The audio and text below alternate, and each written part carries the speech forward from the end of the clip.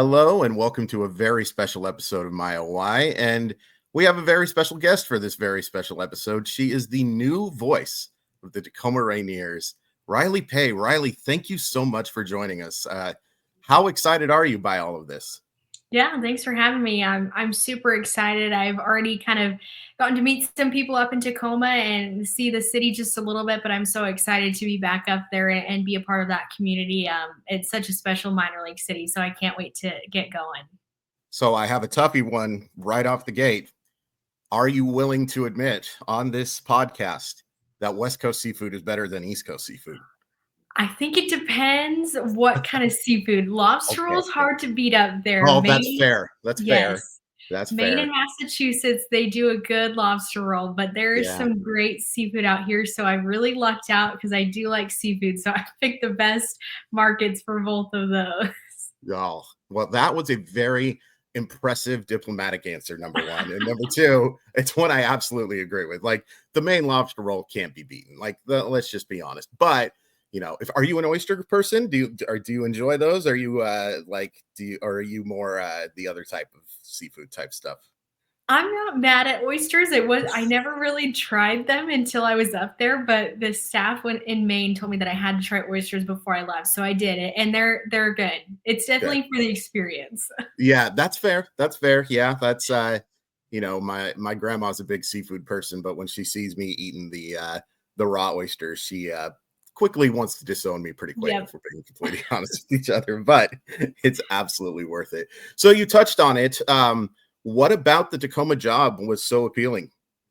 I mean, there's so many things. It's hard to name a few, but it's in a great league. It's a great system. The Sure. Mariners organization is such an intriguing system right now, Mm, as far as the farm system goes. But really, being from Vegas too, I just heard so many good things about that area and just the people. I think was something that really stuck out throughout the interview process. The culture of their office and just how excited they are about this role. I think was super appealing and just the ability to do a lot of different things in the broadcast realm beyond just being in the booth as well and kind of bringing some of those stories to life for the team. I think will be really exciting and something that I'm looking forward to. that's awesome. Yeah, it's now did you get a chance to listen to Mike Curto before you applied for the job? And now I hate to use the word legend just because he's a friend of mine and I don't want him to get a big head, but a guy who's well established. Did you get a chance to listen to some of his tapes before applying? Yeah, definitely, and such big shoes. Yeah. Like you said, he's a legend in that area, and so I love the way that he calls games. I've heard quite a few of his calls, and have been listening to him preseason as well. And definitely something that I'm excited to be a part of, a small piece of uh, that broadcast history in Tacoma. He's already reached out to me as well. He's so nice, and Great. I look forward to sitting down and picking his brain about all things Rainiers as well as the season gets closer. Just don't ask him anything about Cal sports because he can't be objective about it. I mean, he just can't. Maybe that's how you are with UNLV sports, though, right? Yeah, Right. you got to have a little bit of bias towards that stuff. Yeah, Of um, course. yeah. It wouldn't be fun if it wasn't. I won't ask you what the worst part of covering minor league baseball, but I will ask you your favorite part of covering minor league baseball and maybe the most challenging thing about covering minor league baseball. Yeah, I think the thing that's always stuck out for me in terms of baseball and why I really love working in baseball is the progression of a team over the season. There are so many different storylines, and it's not going to be the same from the beginning in March to September. There's just so many things that go on throughout that time. You get to see the highs and the lows, and I love the long season as well. Sure. It's actually one of my favorite parts about it, having so many games. But on the flip side, with that, it is a very long season and you're Yes. playing 6 days a week, traveling on your seventh. So it's definitely something where you have to love baseball Mhm. and the game so much because it is truly what consumes your life for a good half of the year. And Sure. so just that balance of trying to balance everything else as well with the baseball season, I think is one of the tougher parts, but it's also my favorite, if that makes sense. No, totally. Sometimes worst thing about something is also the best thing. Right. That's just as a guy who covers every single Seattle Mariner game for this channel, there are times where I wish I was doing absolutely anything else. And then I realize, oh my gosh, why would I want to be doing anything else as well? Real quick, thank you to Simply Seattle for sponsoring the show. Simply Seattle provides the very best in Seattle sports card. I don't know if that's a word. Seattle sports gear. Use code MOLLYWOP15, MOLLYWHOP15 to save stuff. Save 15% on your order for great stuff like the Rainiers, like the Huskies, the Seahawks, the Mariners, the Kraken. You can find it all at simplyseattle.com. Rylee, do you have any particular play-by-play influences? Anybody who you listened to growing up that you kind of not stolen from per se, but like wanted to be like in that ilk of that type of announcer, or just a maverick going at it your own? I love Vince Scully. I think like Mm, good majority of the world, and sure. I think he's just such an elite storyteller. Yes. The way that he's able to bring the game to life and create the kind of the personality for the players as well, and paint that picture for people that might not know them. I think that's really neat to be able to bring that aspect to life when calling a game, and he's just truly one of the best. So I would listen to him actually before I went to bed, preparing for Nice. seasons Oh, in wow. the minor leagues, fall asleep to Vince Scully.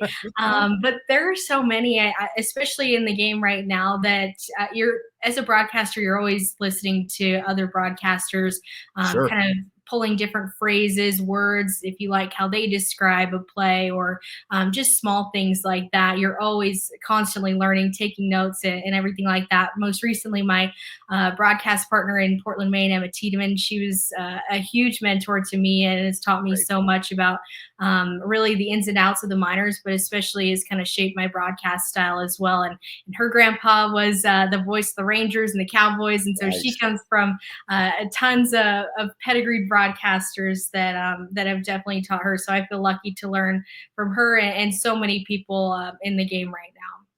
That's an awesome. That's great. And Emma's so good, and it's been so great to see. I'll ask you about something with Emma towards the end of the show. But is it more fun to cover the top prospects, or is it more fun to cover the guys who, they get referred to as organizational depth? It's probably a little bit of both, but like, is it more fun to cover those guys who may just be on the cusp of the major leagues, or is it more fun to get to talk to those guys who maybe have been in the minor leagues for maybe longer than they wanted to be, but maybe have a little bit more interesting stories to tell? Yeah, I think I've been lucky to cover just great players all around, and Sure. especially in Portland, we're fortunate to have quite a few top prospects all at once.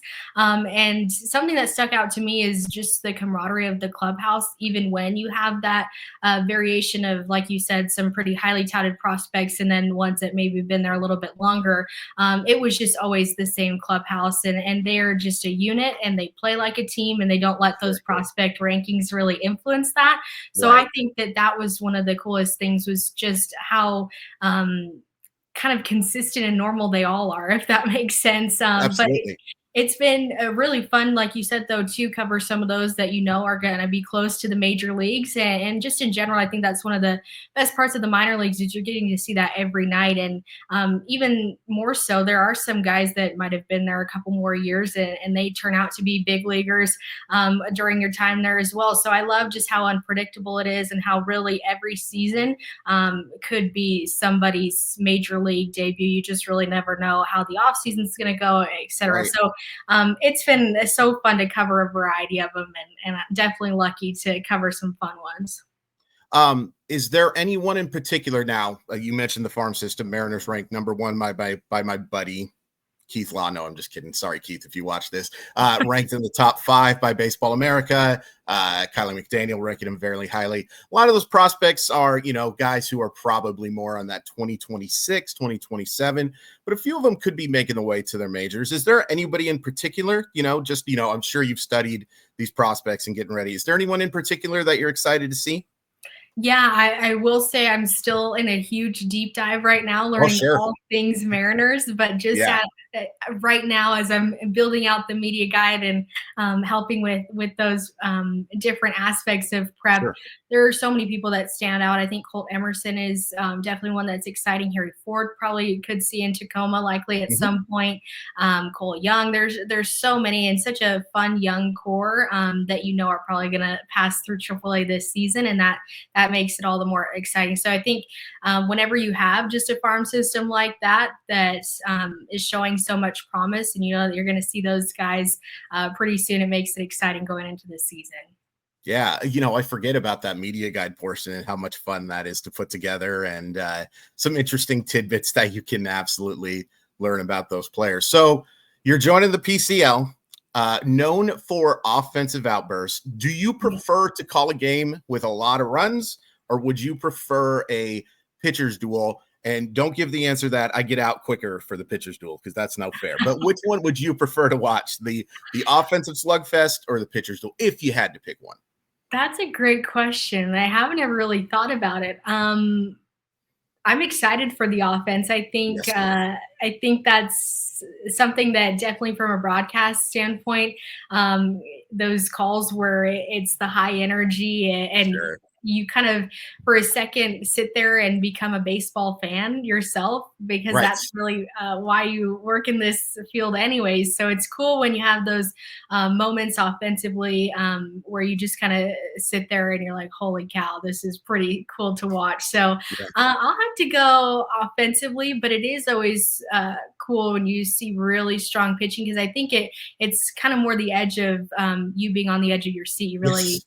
are just locked in, I think, more than anything. And it's that progression of going into the seventh, eighth inning, Mm. maybe a no hitter, and just kind of waiting to see what's going to go on.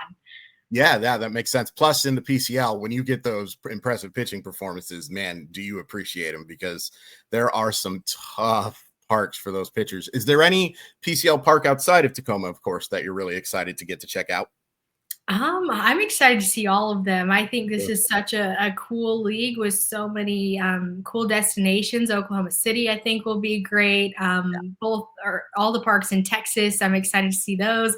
It's hard to just name a few, and I am really excited too, being from Vegas, that we'll get to Oh, visit yeah. the ballpark that I've already actually gotten to call some games at during Oh, college. great. UNLV played out there, so it'll be cool and full circle to be in that press box too.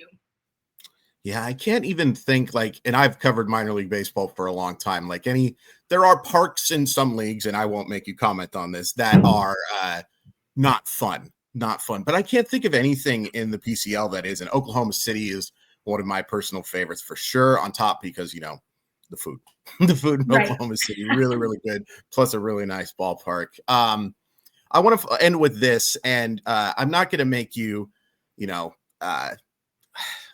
There's been a big growth in diversity over the last few years, and it's been wonderful to see. And it may seem like a really obvious thing, but how much have you seen the diversity of announcing and jobs in this area grow? And even if it seems like an obvious answer, why is it so important, Rylee? Yeah, that's a great question, and honestly, one that I've thought a lot about in the last couple years, especially being so new out of school, and just the trajectory of my career so far. I think when you look at play-by-play, it wasn't for me something that I ever envisioned or had on my radar early in Sure. college. But I had so many awesome mentors and people throughout summer internships and internships at school that just believed in me so much to kind of get into this space and told me that they trusted my baseball eyes and they think I should too, to kind of run with this challenge. And I think that's important, like you said, to just have the visual of people doing these jobs, because if you can see it, then it really isn't that abnormal. And you know that it's possible to do that. I always talk about the example too. I was in Wisconsin for a summer internship and turned on the TV one day, and it was Melanie Newman Mm, making her MLB debut with the Orioles. And so for me, years ago, it didn't really seem abnormal because I had already seen it on TV. So sure. for me, it came as over time, I've realized that there really aren't that many women doing this Right. when you're a part of those first. But it's something that I feel like is trending in the right direction, and just knowing that if you're capable of doing the job and if you really work hard and want to be in this space, then there's definitely opportunities to do that, regardless of gender, like you said. It just really comes down to the work ethic and knowing that there are people that will support you, and there's a space for you here in this game if that's something that you want. Rylee, thank you so much for taking the time with us today. I'm super excited to hear you get to call some games. I'll be sure and hit you up to find out what ballparks you really like. No, I'm just kidding. That is that's going to be fun. Do you want to promote any of your socials or anything like that? Sure. On Instagram, I believe it's Rylee.Pay21, and I believe similar on or same on Twitter. I'll Okay. have to Yeah, pull them all up, but yes, Rylee Pay. definitely. Thank you guys so much for watching. Please hit like, hit subscribe. We'll be back with a bunch more Mariner and Tacoma Rainier and everybody else content. See you soon.